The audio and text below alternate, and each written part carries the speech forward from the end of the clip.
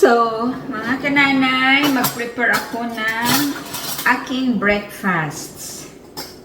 Yes. Tama ang narinig niyo mga nanay.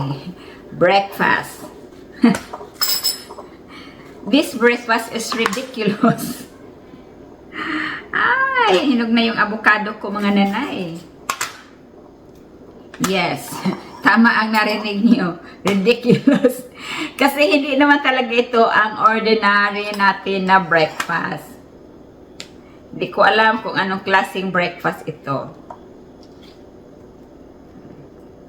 Sumobra ang hinog ng aking avocado mga nanay. Malagkit. Malagkit-kit. Dapat ang aking breakfast ay tuyo, rice, and rice, bacon, sausage. So, ito muna yung breakfast natin mga nanay. Sa mga gustong mag-loss ng timbang, ito ang gagawin ninyo. I promise. Kasi, work for me. This is very word. Very word na breakfast mga kananay. Very, very word. So, maglagay tayo ng protein. Okay? So, kain na tayo. Iwanan natin yung tiyan. At kuha tayo ng tinidor. Tinidor para sa kinabukasan. So, ito, kakain na tayo. Masaya. Hindi ako masaya sa breakfast kung ginawa ko mga kananay. I promise. Kasi ang nakakasaya sa akin yung dried fish, yung rice. Pero mahigit na isang buwan ako na hindi kumain ng rice. Straight mga kananay, no rice. Hindi ko lang alam kung nagustuhan ko ba ito. First time kong kumain ng breakfast na ganito.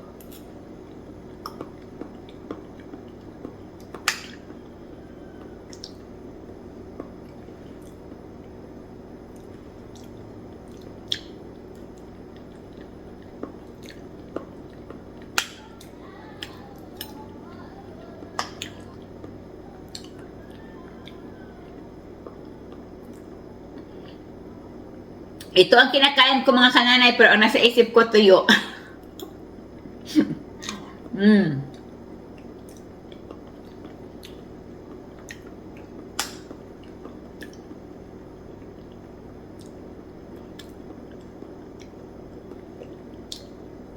Kasi marami itong fiber mga nanay.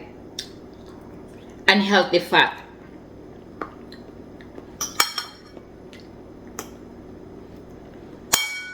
Yung fat kasi ng baboy, hindi ko alam kung healthy ba yan. Isipin ko lang na humba itong kinain ko. Hindi, tuyo talaga ang iniisip ko eh.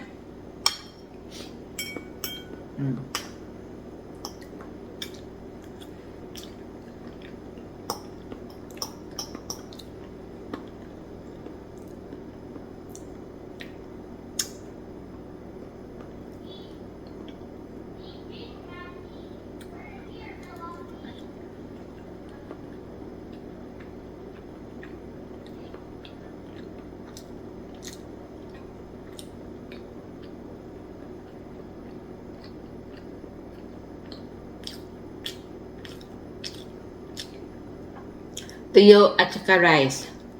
Habang ako'y nag-laundry sa sa loob ng bahay, yung laundry ko, yung machine ko ay umiikot. At ako na may maguna dito. Kasi linisin ko itong aking paligid ng aking ampalaya. Parang gumanda siya mga kananay. Hindi ko nalagyan na parang ako. Magalit na naman sa atin. Mga mamasang. Mga mamasang. Ayan. No, pagandahin ko ito mga kananay. Na parang ako. Ay, kapla mga nanay. Pagandahin natin ang ating garden, no? Ayan. Tuwang-tuwa ako kasi very healthy ang aking mga ampalaya. Diba?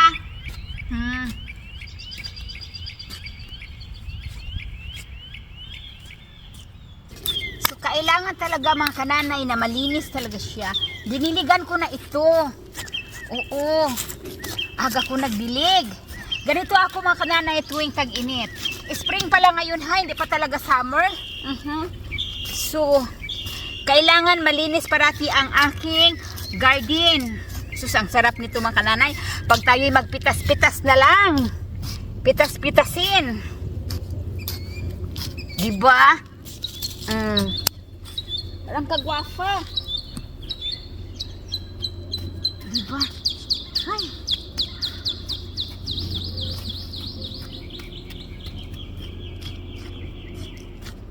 Maganda talaga mga kananay pag direct in the ground. Yan oh. Ang lambot ng lupa nang dahil nga basa siya mga kananay.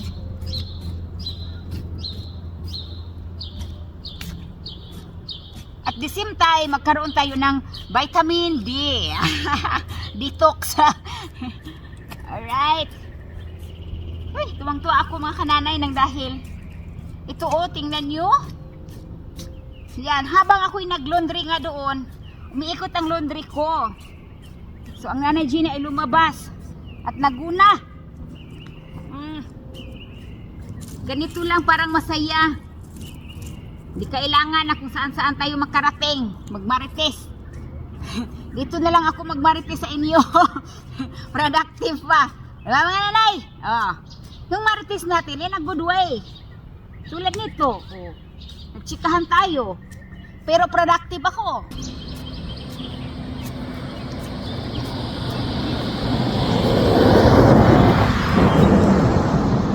May dumaan na sasakyan. Ganito lang talaga ang buhay. Ang buhay sa mundo, mga kananay, paikot-ikot lang. Kanta yun mga kananay. Ang buhay sa mundo, paikot-ikot lang. Ganyan. Kanta yun. So mga kananay, natapos ko nang nilinis. Pati dito. Ayan. Linis na siya. O diba? Guna to the max ang nanay Jenny. Ayan. Tapos ang laban. Dito yan sa harapan mga kananay, no? So, maganda na. So ngayon nasa loob na naman ako ng bahay. Tapos na yung machine ko. Ilipat ko na naman sa dryer at mag-load na naman ako. Ganun lang yun kasimple mga kananay. Para ka lang nagkarati. Mga kananay, pagkatapos kong naguna sa labas, naglinis sa aking mga pananim, ay naligo ako at ito na ang nanay Gini, preskong-presko na. Nagbihis naman ako mga kananay, no? Kasi, ayan na nga. Galing nga ako doon sa labas at ayan, pinaglilinis ko ang aking mga halaman, ang aking mga tanim. Parang maganda siyang tingnan at lumalago. Parang buhok niya na Gini na malago. Unless hindi 5 piraso. May pinaparinggan ba? Mayroon. Of course, mayroon ng nanay. Sayaw tayo tanggong tsatsa sa gabi, da-da-da-da-da-da-da-da katabi, iikot ang mundo. Yung anak ko mga kananay, nandito ako. Nandito siya nakaupo kanina. Ngingay ko kasi umalis. Ayan.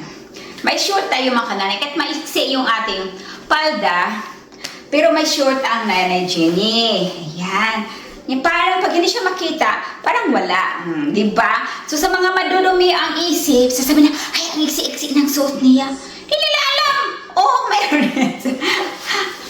Mayroon yan. O, diba? Maganda ito mga kananay, pag ganito, tapos maglakad-lakad ka doon sa park, doon sa tabi ng dagat, ng ganyan, tapos nakaganito ka lang, o diba? O, tapos naka-slipper ka, or naka-shoes ka, rubber shoes. O diba? Sayaw tayo tango, cha-cha sa gabi. Iikot ang mundo. Sayaw-sayaw din tayo minsan mga kananay kasi parang parang tawag doon. Exercise sa ating katawan. Oo. Diba? Galaw-galaw, parang gumaganda ang ang daloy ng ating katawan. O diba mga kananay? O pat. O. Mayroong na-stress sa akin mga kananay. Stress na stress talaga siya sa akin. Kasi daw, sabi niya, nasto siya sa pagmumukha ko. Sabi niya, magkadala yung katawan mo. Bakit pinoproblema mo yung itsura ko? Hindi ko nga pinoproblema na ako ang may-ari ng itsura ko. O ikaw pa. Kung ano ang ilalagay ko dyan, panoorin mo na lang. May racing na stress si Lola. Tapos tinignan ko naman, Diyos ko, ang latid niya ay nagsilabasa na dito. Tapos may pa, ano pa siya mga kananay. Ay, Diyos ko, ang tanda-tanda na. Tapos ganyan pa ang ugali. Wala siyang panama dito. May tama siya, pero wala siyang panama dito. Joke lang mga nanay. Ay, naasar lang din natin. Kasi, pag mas lalo, parang asar sila, mas lalo pa natin silang asarin, o diba? Sayaw tayo tango, chachi sa gabi. Na na na na na na na. Wala pang suklay-suklay mga kananay.